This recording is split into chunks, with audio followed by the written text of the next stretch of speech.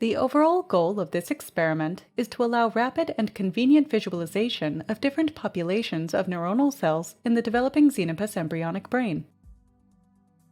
These methods can help answer key questions in the field of primary neurogenesis, such as observing the regulation process of neuronal differentiation in the Xenopus central nervous system. The main advantage of this technique is that it allows simultaneous observation of the neural stem cell progenitor pool as well as a differentiated primary neural pool within a single experiment.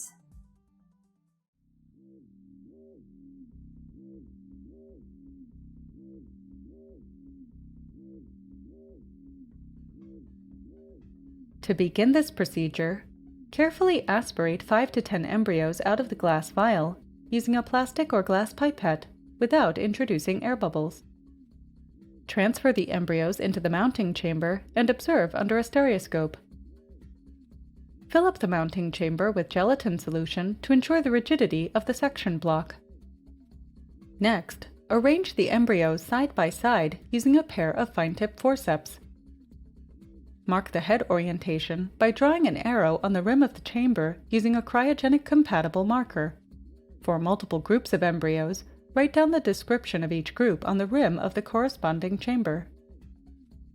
Then, carefully place the chamber horizontally in a foam box half filled with dry ice. Close the lid and allow the mounting chamber to freeze one at a time for 5 to 10 minutes. After that, proceed with cryosectioning, or keep frozen samples at -80 degrees Celsius for at least 1 to 2 weeks without losing immunity.